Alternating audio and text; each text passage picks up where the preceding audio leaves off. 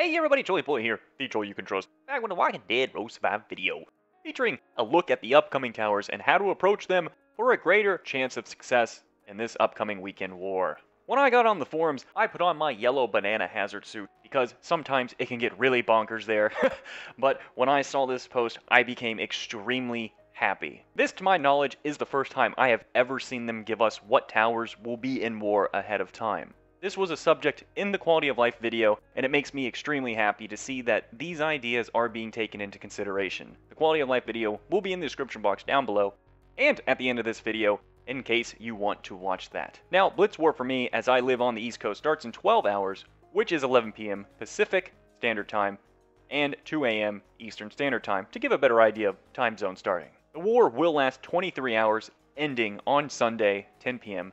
Pacific Standard Time, and 1 a.m. Eastern Standard Time. That is when Blitz War starts and ends, so now let's get to the juicy part, the towers.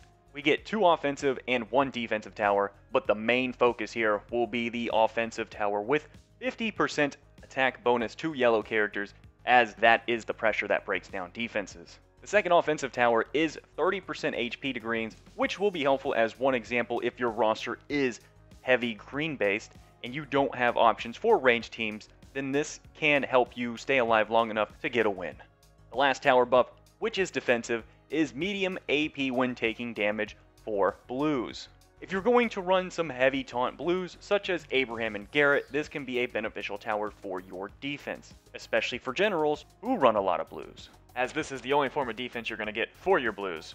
Seeing 2 towers being offensive and both are melee means raiding this war with greens and yellows will be pretty strong, and a nice counter to Javier and Lydia defense teams. Raiding others with an attack and HP leadership skill, such as Season 1 League Mirabelle or Green Abe for the attack and crit leadership skill if you're going to bring some Guardian 2s to make up for the loss of an HP leadership skill. Doing this will double down on your yellows for damage output, and since they can use absolute defense weapons, that will be more than enough defense to keep them alive. For your greens you attack with, they will be more well-rounded, as they will get 30% HP on top of an offensive leadership skill to help keep them alive, making good use of Alpha as an example, while still going all-out offensive to make some heads roll. I do think Dante and Eugene leaders will hold some merit here on defense, as you can apply triple AP when taking damage if you bring blue taunt. Let's get specific with team comps and see what we can put together.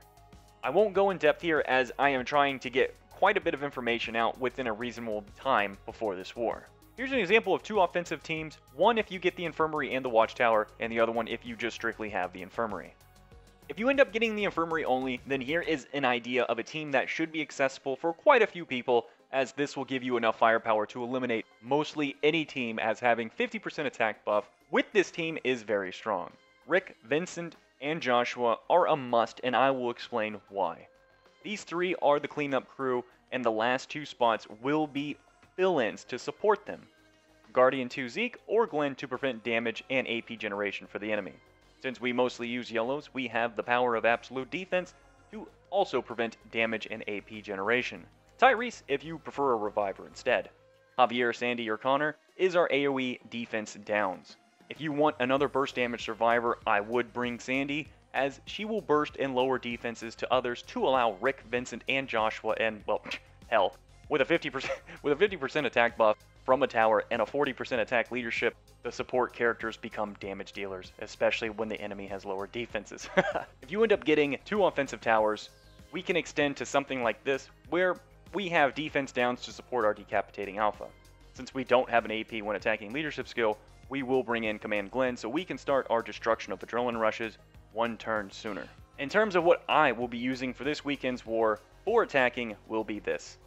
If I own the infirmary, then I'm going pure brute force, in which turn 1 I am hoping to kill 1 survivor. Focus to continue beating someone down if need be, and Winter Jesus to be commanded turn 2 to lower defenses to 2. With the infirmary, I should get an easy kill or 2. Turn 3 for Romanov and Lacerator Shiva should be enough to clean up. So long as no nasty weapon modifiers happen, this should be an okay team to rock for this war. My defense team, if we happen to prevent the infirmary from being captured, will work well with my Dante team.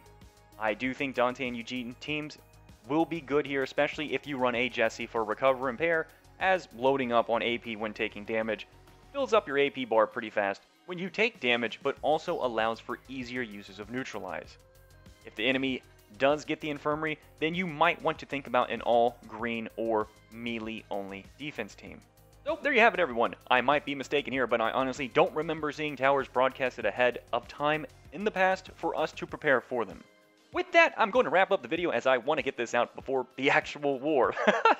So, thank you all for watching. If you enjoyed the video and made you laugh or anything positive, please give a nice go Roddy, chomp to that like and subscribe button. Make sure you leave a comment down below. Sports greatly appreciated. And on that, I'll catch you all in the next video. Bye-bye.